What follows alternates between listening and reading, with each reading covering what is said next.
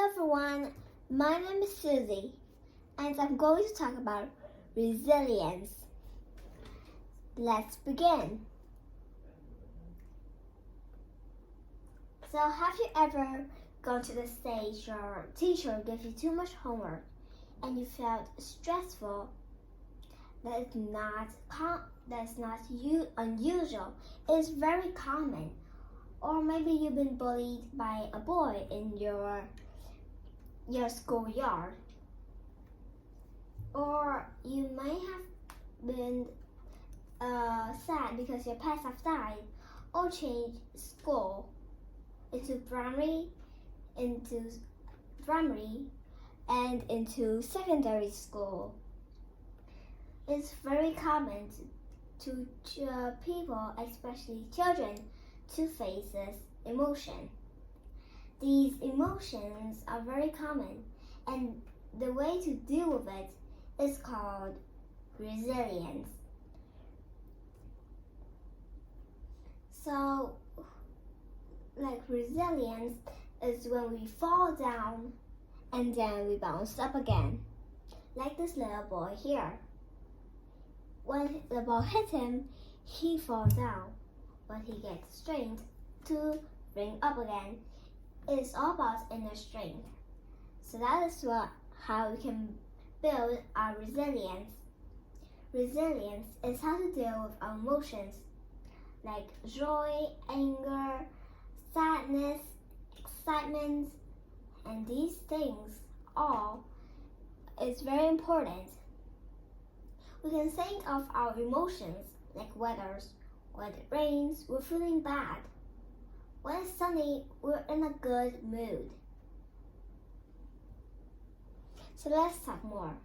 Confidence is a very common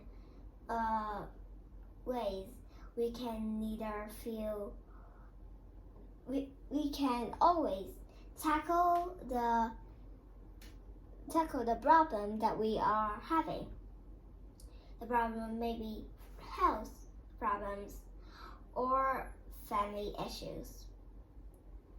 Let's talk more about those things. The problem that you face at schools is bullying. The problem you face at home is losing someone that you love. Some people may feel stressed for little problems, like losing a sports game, or being scolded at, or being given a detention, or right for a detention for not paying attention in class. Some people cannot handle these problems. Some people just ignore them and kept going on and on. So that's how resilience works. They can solve the problems in two ways: calm and angriness. So the way that we can learn to handle these emotions is all from our parents. They are the person that can teach us. And that is the other way that we can also build our resilience.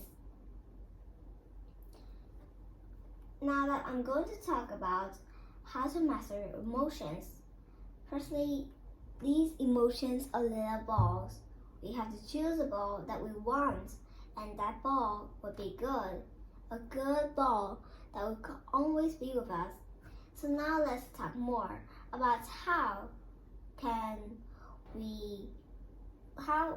resilience work. Firstly, we have to find a healthy ways to deal with stressful times. When we have too much homework, we don't need to just do homework. We can leave the table and do something we like petting our pets or playing sports, or talking with our parents and siblings and with ourselves positively all about us. Nextly, the next idea is that we have to accept the change is a part of our life. A lot of people have changes like moving to another country or change schools, and also have a new family members. we can cheer their family members up. Or when they're getting too much attention, we can cheer ourselves up. We are the person that can always cheer ourselves up, so we don't have to worry. The next way is that we have to take some deep breaths. Like if you enter a play in your school, you might get all sweaty and shaky. You might start dancing not confidently. So your heart will beat so fast and you feel shaky and very sweaty. The way to avoid it is to take deep breaths. We have to learn to control your breathing. We have to breathe in with our nose, hold it, and then breathe out with our mouth. The breathe in and breathe out will help your brains a lot when you act, so it would make you very confident. Like this little boy here. You can see him smiling and no sweat on him anymore.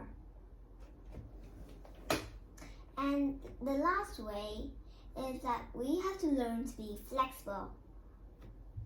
So the way to be flexible means that you have to prepare your feeling for bad things to happen.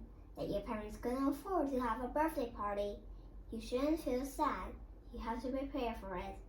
Or you are expecting to join the top team in your school, but then you realize you're in the second team. You would have to be flexible. Flexibility would help us by this because we always can achieve our goals. We have to have many other choices. Plan B and even plan C. So when plan A failed, we still have got other options to choose from. Those two blocks are the plans that we achieve. We always have to move forward. And now, when we bring resilience, it's our parents who always help us. Our parents are our companions for everything. Our parents help us build our resilience, our confidence, and how to deal with emotion by cheering someone up, or having some problems and do something relaxing, or have other plans that can support our goals. And remember those balls. You always have to stick with one ball that you will always follow a lot. So when you feel not confident enough, just do the 4 steps and then you can build your resilience. Thank you for listening, and I bet resilience could be very good for your life and mine too. So that's how we can build our resilience. Thank you for listening. Goodbye.